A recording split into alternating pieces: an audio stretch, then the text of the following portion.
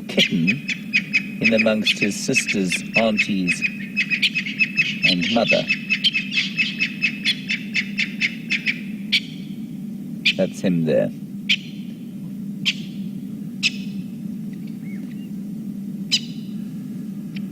He's not a bulky lion just yet. He's going through what I like to term the ugly teenager phase that all male mammals seem to go through, humans included. That kind of lanky phase when people are men are about 15. They go through it. They don't really know which part of their body's which. They're still finding themselves, and that's where he is right now.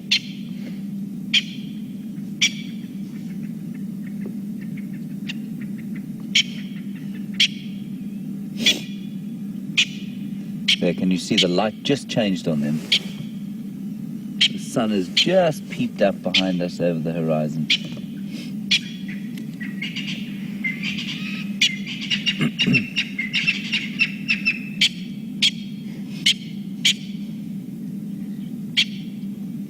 Now, I'm pretty sure that these guys came onto the property, onto the reserve yesterday, and that's what we saw late in the morning when we were on drive, Liam and I, when Jigger decided to cease to work.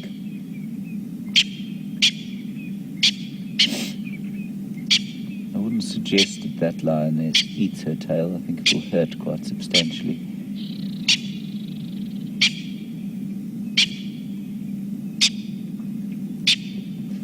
I wonder if they ate last night. Looking at them, Junior looks pretty full. I'm not sure about the lionesses though. The one in front looks pretty, there's a lovely Afrikaans word, skraal. And skraal just kind of very nicely describes the sort of skinniness. And she looks pretty skraal to me. The one further to the right, if we just have a look at the sort of outlier there. Now, to me, that does not look like a healthy lion.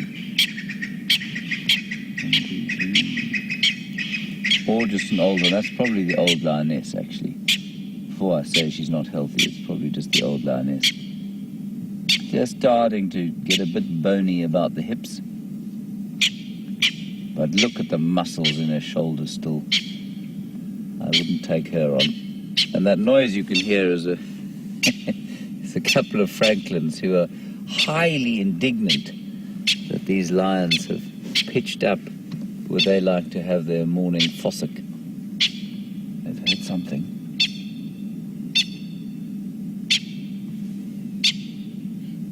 Now we are, of course, right next to a camp, so if you do hear human noise, that's what that is.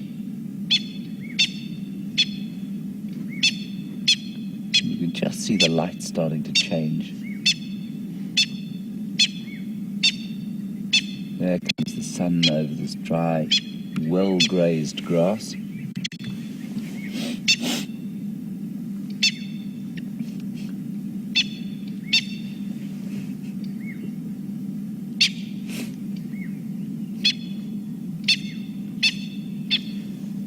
Hi, Leslie in California and Jan in Philadelphia.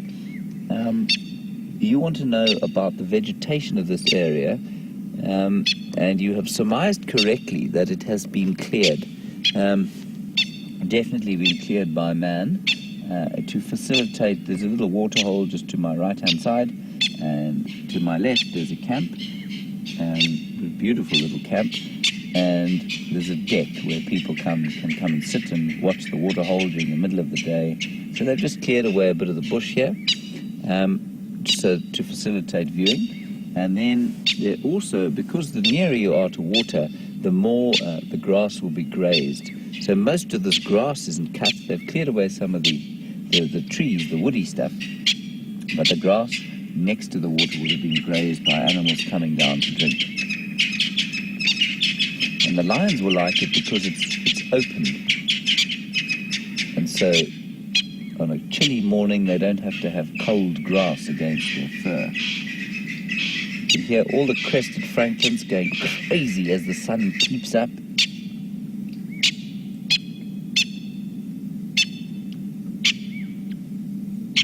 The one that's shouting at the lions here is in fact a Natal francolin. You just have a quick look at him there, Viam. There is the Natal francolin. Very upset.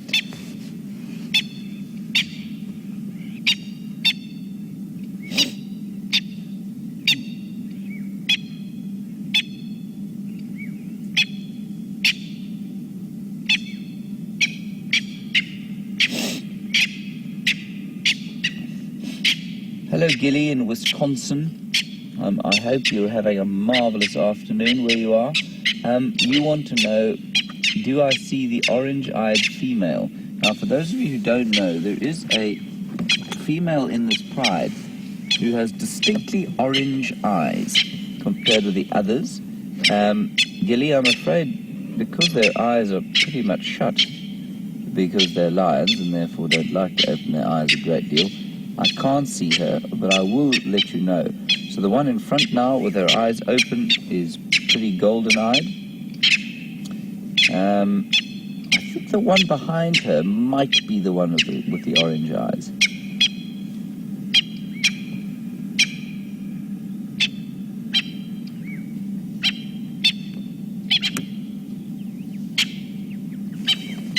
How lovely as the light catches her.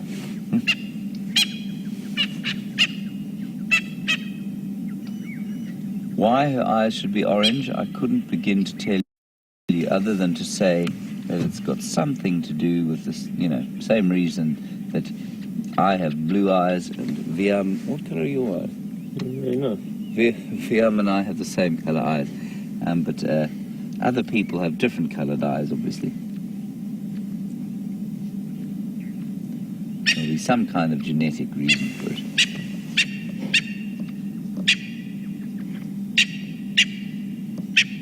You can see how the male, when he picks his head up, how much bigger he is than the females. He's really starting to come into his size. He'll only reach his full mass at about 6. But he'll be long gone from the pride by that time, normally. We don't like to predict with animals. Here we've got some more open eyes to the left. Now I'll just have a quick look at her. She looks here.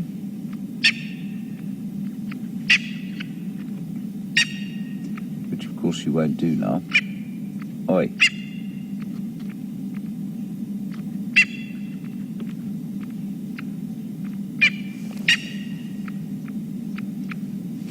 Go.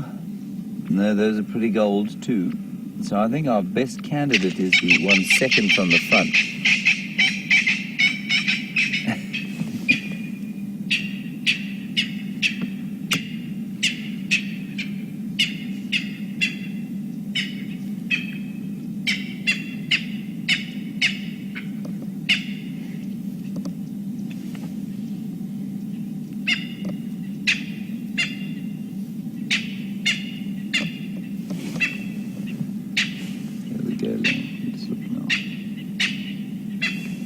Binoculars have missed it up. I can't see. There she is. She's the one at the back. She's the one third from the front. And you can see there, that's the one that Viam's got now. Just turning her head. Her eyes are pretty orange.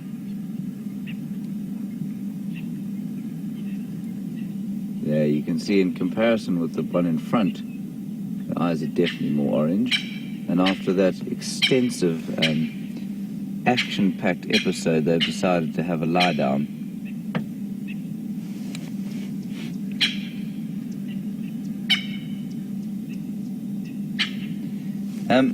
Viam, I just noticed the one on the right-hand side there seems to have an injury.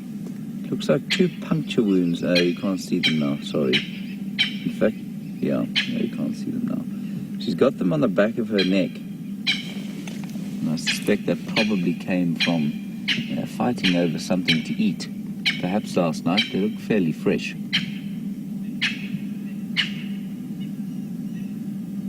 They're not the kindest to each other, these lions.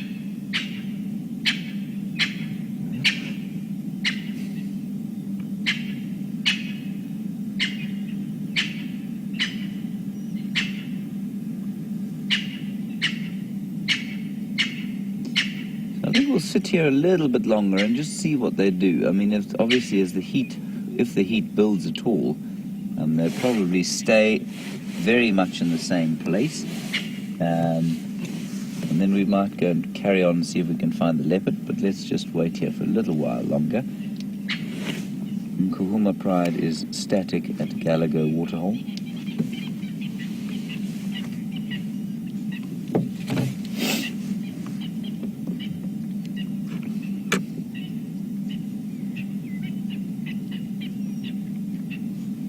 Somebody was asking yesterday when we saw, or 2 days ago, when we saw Mvula, who is a male leopard, for those of you who don't know. He's a sort of 10-year-old male leopard, and he was covered in dust. And we had a lovely question from a child who said, don't they clean themselves like domestic cats because he was so dirty? And the answer is yes, they do, exactly like that female is doing there. Lions do not stay dirty for long, and nor do leopards normally. Hyenas, on the other hand, will remain filthy.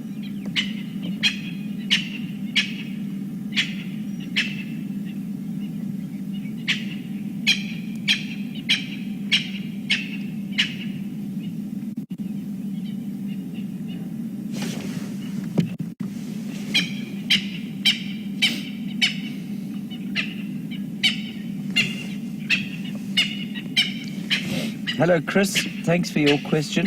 You want to know, could a lion take a francolin? The answer is absolutely a lion could take a francolin, and I'm sure they do on regular occasions.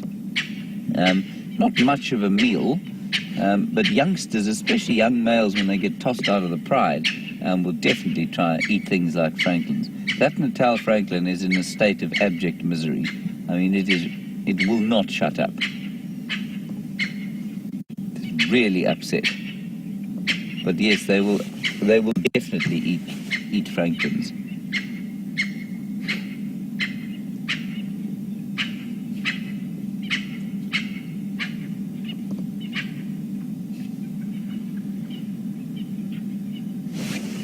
Sorry about the noise the francolin's making.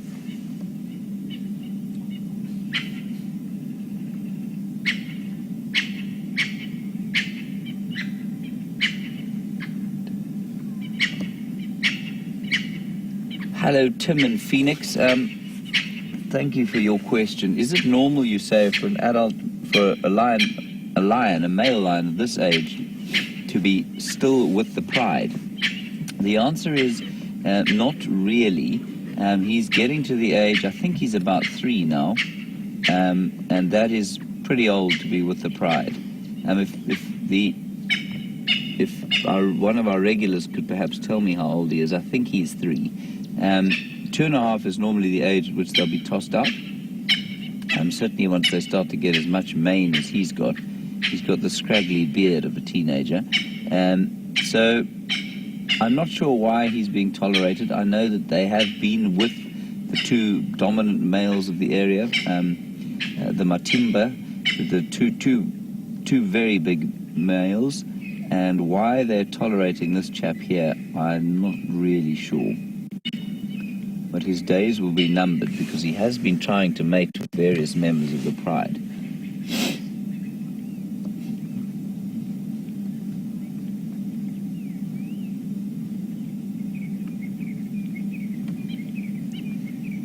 So another Tim. The Tims are all over the States this morning. Good morning to you, Tim in Arkansas. You want to know what is the difference in size between a lioness's paw and a lion's paw? Well, I mean, they're sort of directly in proportion. So a lioness is about 120 kilograms, which works out at roughly 260 pounds, if I'm not mistaken. And a male in this area, probably about 180 kilograms. So that's another third again. So if you think of that lioness's paw that we've just looked at, it's probably the size of, let me just try and work it out for you. It's probably about 8 inches across from sort of back pad to front claw. So you can add another 4 inches to that for a really big male lion. I suppose he'll be almost a foot long. Now that sounds a bit big. So call her foot about, not quite 8 inches. Let's call it 7 inches, and a big male will have a foot about 10 inches long.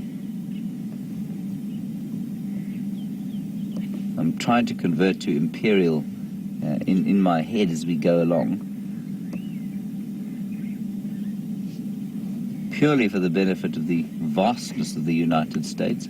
The imperial system clings, despite the modern conveniences and incredible innovations that the United States has brought to the world. For some reason they cling to the imperial system of measurement. Then I look at there is definitely a bit of evidence of injury on the back of that lioness's neck, and I suspect that's come from a fairly recent feeding episode where she's probably been smacked by one of the others. Now, this, of course, is high action for a lion pride that isn't on the kill. There we go. Back to sleep.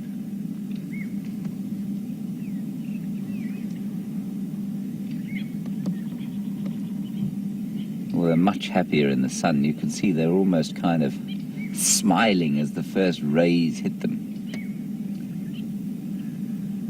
Now, look how much bigger he is. Look at the size of his head compared with the lionesses. Yeah, Tim, I'm not sure that how long he's going to survive in this pride. I mean, you know, the textbooks will tell you 2.5 to 3 years they'll be tossed out. And I think he's beyond that now. And so, you know.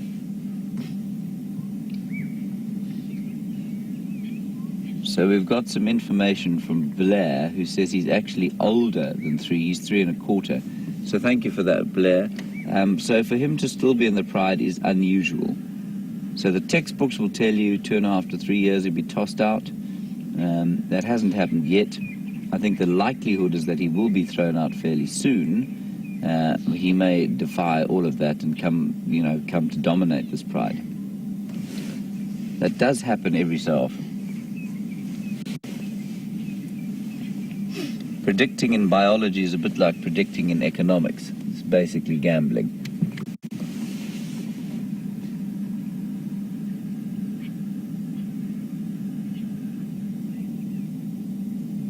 Look at that.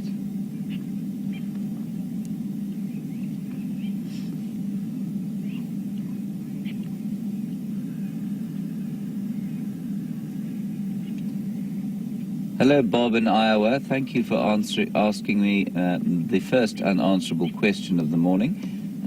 I do appreciate them, and I hope that those on the Twitterverse, are going to get furiously Googling after I hash this answer.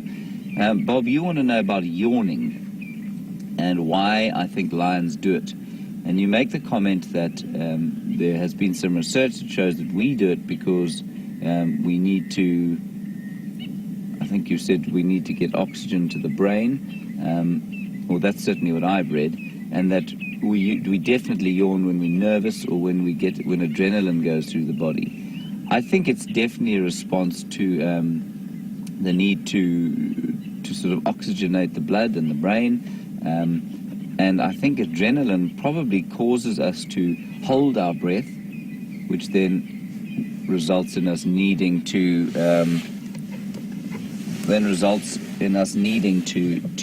inhale. And so that's, I think, why we do it when we're nervous. And we obviously need to have as much oxygen in the blood when we're nervous in case we need, it's an ancient response to flight. So in case we need to run or in case we need to fight. And there we've got a yawn. I suspect it's got to do with trying to oxygenate, the blood and the brain. And, you know, lions do it a lot. They sleep a lot, so they're not necessarily breathing that deeply all the time. I mean, I heard a very well-respected and very sort of progressive human health scientist the other day say, if you do one favor to yourself, if you're office-bound, the best thing you should do is to sit and take 10 deep breaths. And we don't realize how good it is for us. So I suspect that's what it is, but I'd be fascinated if anybody else could come up with an answer to exactly why yawning takes place. For me, certainly, it's a rather difficult response to. Sorry, I've just got a radio call from the Game Drive radios coming through. So for me, it's almost impossible to mask a yawn, and you can see it in someone's face when they've yawned, just like you can with these animals.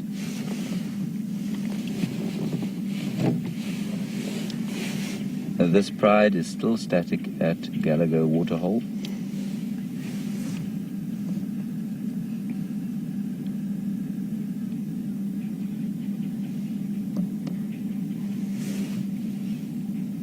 Yes, of course, you're welcome.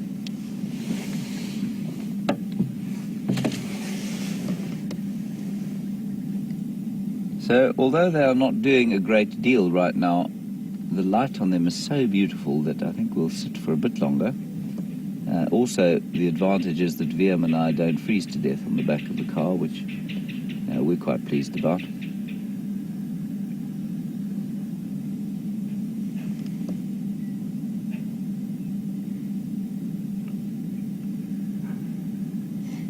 There you can hear some kudu alarm calling. Don't know if you heard that. It sounded a bit like the bark of a dog. Oh!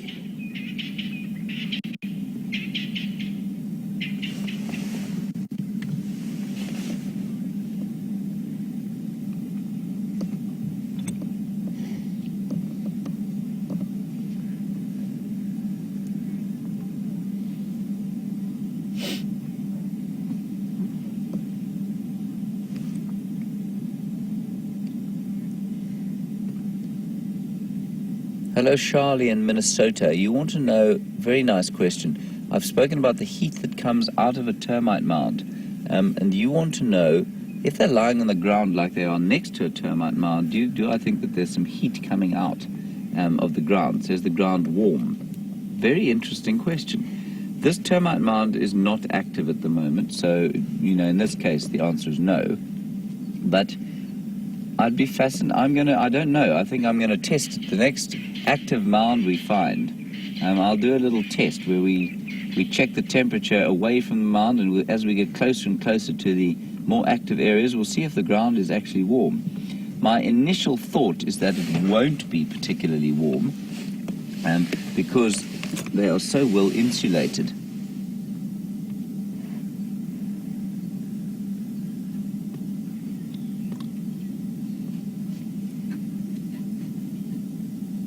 Now, I heard something. You saw they're all looking up now.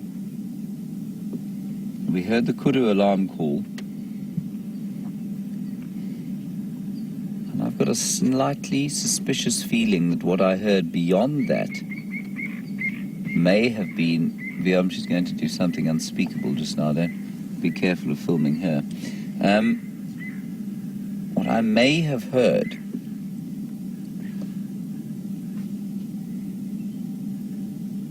was the contact call of a wild dog. Now, if I was sure, we certainly wouldn't be sitting here anymore, but I'm just going to listen quite carefully to see if that was the case.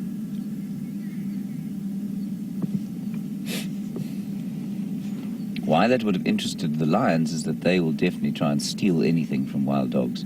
Wild dogs at least lions are the major cause of wild dog pup death in the Kruger National Park. Isn't that a wonderful shot? Gee, that's beautiful. I mean, that's postcard stuff. If Junior didn't have such a teenage beard, it would definitely be postcard stuff. Might have to Photoshop some more hair onto his face.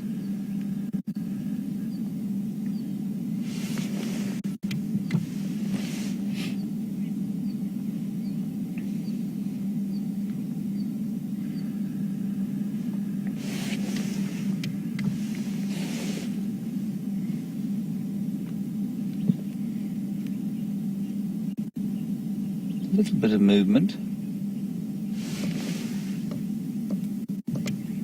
I think that youngster is limping and is not long for the world.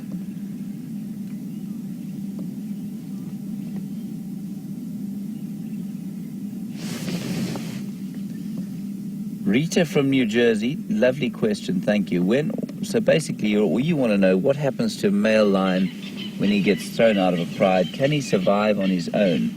And the answer is yes, definitely. He is big, he's fast, he is basically the prince of the jungle. We won't call him the king just yet, and he will be able to survive on, if he puts his mind to it. They learn to hunt pretty quickly. They're pretty hopeless at it to begin with, but they learn quite fast. And they can scavenge, he's so big and strong that he can steal food from any other predator, bar a huge clan of hyenas. So yes, they survive very well, mainly scavenging, I suppose, when they're on their own, but they will learn to kill on their own, and they'll eat whatever they can.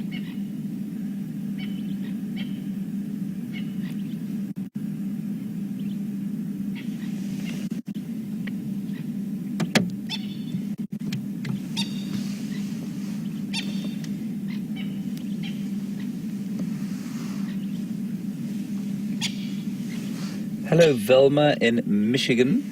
You want to know how we age the lions. So how can we tell who the oldest female is? Velma, there are a few ways of doing it. If we look, sorry Vim, can you just go slightly to the left of where you are, to the lioness on your left there, that's it. If we look at her nose, you can see it's still got a little bit of pink on it. Now, this is not a hard and fast rule, but basically the pinker the nose, the younger the lion, and the nose will normally be black by the time the lion turns 6. And so I'd say that lioness was roughly 5-ish, maybe 4. But the best way to do it is just from body condition. What happens is that lionesses will start to show signs of wear and tear, just like us humans do, and they'll start to lose muscle mass in some areas of the body, and their teeth will get a bit blunt. And so if you look at the lioness to the far right of your picture there, and compared with the one to her left, you can see that the muscle covering there on the hindquarters of the one on the left is far greater than it is on the one on the right. And that female on the left, if I'm not mistaken, is much older than the others. I say much older, she's probably 2 years older than the one on her left.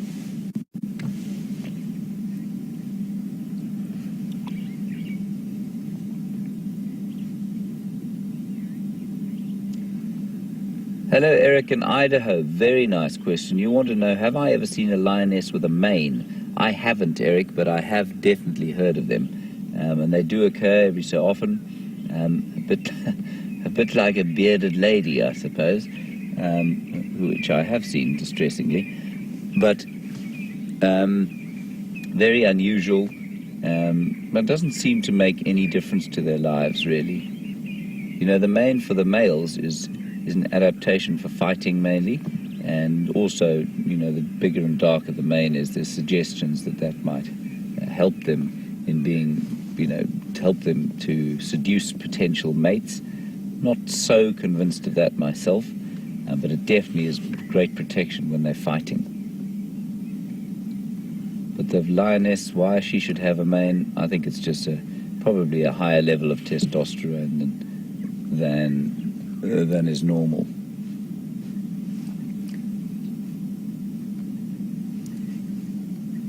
You often think that lions are, when they're flat down on the ground, they're fast asleep, they're not going to hear anything. I tell you what, when opportunity presents itself, these lionesses wake up and move with an astonishing speed.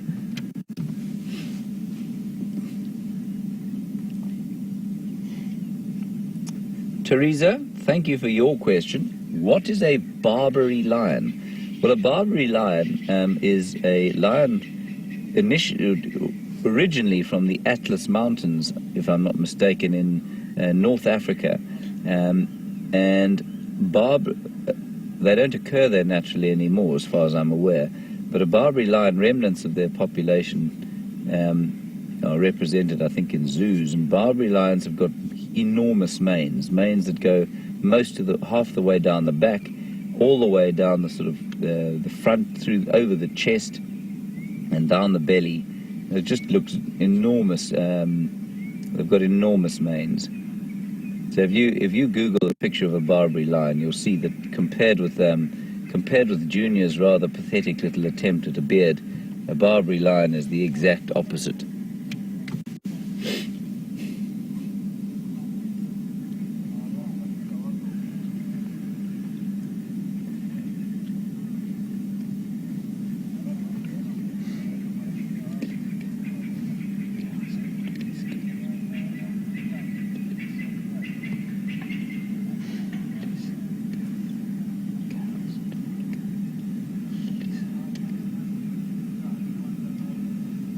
Hello, Lisa in Canada and Carol in Santa Monica. I'm going to answer your questions at roughly the same time.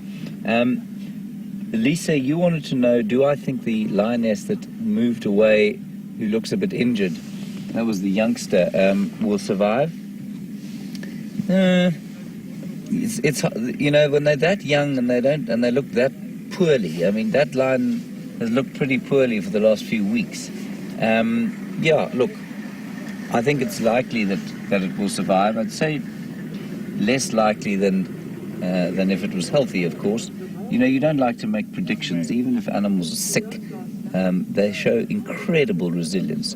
So would I say that he'll live? I'd say 50-50. Then the other question from Carol, thank you very much, was do I think that lioness has moved away because she's on her way out? Absolutely not, Carol. I know house cats will separate themselves and go off to die quietly, but that's not what that lioness is doing. She's a long, long way from death. I'm assuming you're meaning the adult that went off to the right as opposed to the youngster.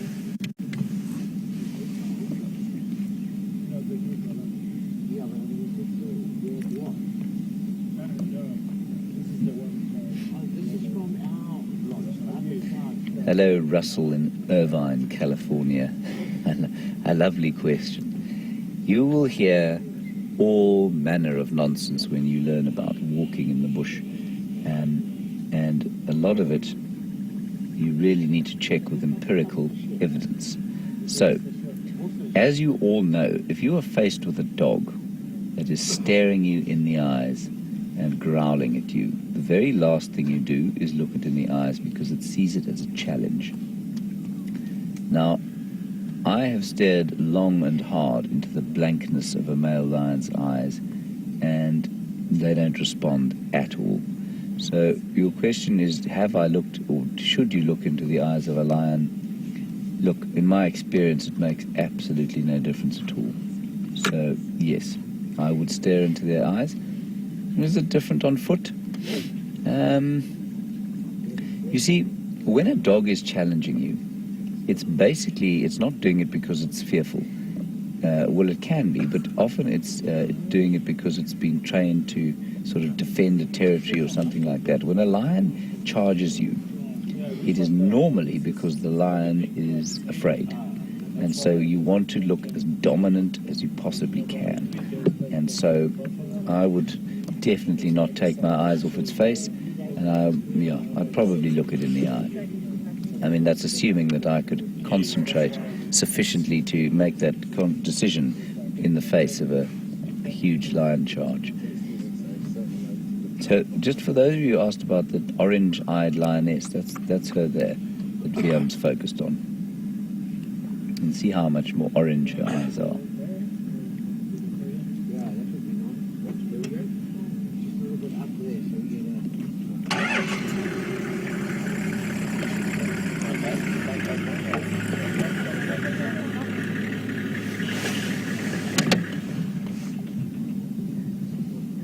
That's just another one of the game drives arriving.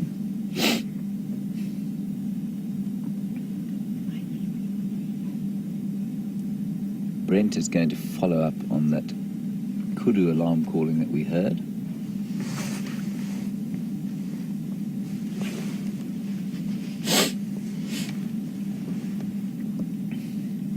It's warming up rather nicely now, I must say. Liam's not looking quite so blue about the gills.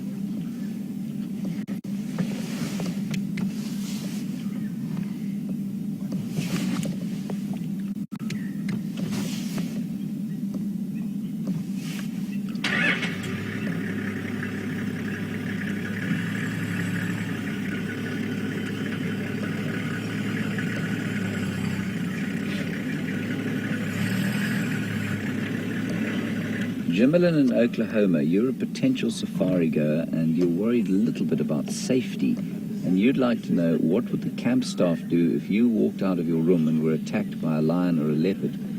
Answer is probably run away screaming. That's obviously a completely facetious answer. Jimmerlin, there are a few aspects to this that you need to take into account. The first is that you are safer in a safari lodge, even if it's totally unfenced, than you are living in a city. The chances of you being run over by a bus or, falling out of your bed and hurting yourself are far greater than the chances of you being attacked by a predator out here. So, something's given them a bit of a fright. So, Jimmerlin, the answer is that the chances of your being attacked outside your room are so negligible that they're not even really worth considering. If you animals like this tend to be very afraid of, they tend to avoid the noise and smells of a camp, so they don't come near camps. These are the big camps. And then even if you're camping, if you choose to, go out and canvas camping safaris, if you close your tent at night, you'll be absolutely fine. Yeah, look, if you're going to walk around at night and you're camping alone, then you need to be careful and you need to take a torch. But in the major safari camps or in any of the sort of established ones, you don't walk around at night alone. You've always got a security guard, and there are always people patrolling the place to make sure that everything's safe. So, Jimmerlin, I really wouldn't worry about that in the slightest, should you want to come out here. There's an entire economy built on ecotourism, and the only way we can do that in this country, and it's so important for conservation, is by making it as safe as possible. So, Jimmerlin, fear not. Come out here and you'll be safe as houses and you'll have a wonderful time.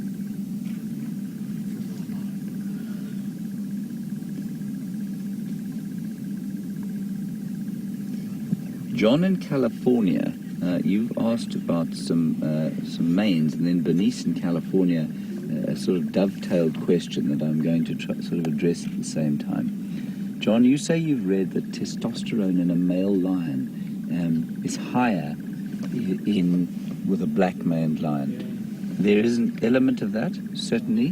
It would seem to be the case. But I think there is also a certain amount of color variation that is natural. So I have seen very blonde lions with very big manes in areas that where leucism or white lions are quite common. I've seen, so you see males with very blondish manes, but big, strong, enormous male lions. So yes, there's an element of it. So we've got a really nice example here, moving on to the two Matimba males. Now, for the new viewers, the two Matimba males, one of them has got a big black mane that extends quite a long way down his chest. And his brother, who you chaps on the internet have rather, I feel unfairly dubbed Ginger. I'm just going to no, in fact I'm not, I'm going to stay here. So you can see the two color variations there. Now, would I say that the male lion had, that Matimba had a greater level of testosterone so the black mane had a greater level of testosterone than the ginger one. I'm not really sure that I would, but it's certainly possible. Is he more dominant? I haven't been here long enough to know. Normally there is no dominance hierarchy in a coalition of males, so they won't be together if there's one obviously more dominant than the other. It's a really difficult question to answer. And then just leading on to that, do I think he's related to a Barbary lion because he's got a mane that goes all the way down his chest? No, I don't. The Barbary lion, certainly the wild Barbary lions, genetics are from way in North Africa. They would have had to cross the Sahara and the forests of Central Africa to get here. So no, I don't think they're related. That's a pretty standard, he's got a pretty standard mane for a big adult lion that's well fed and looked after himself.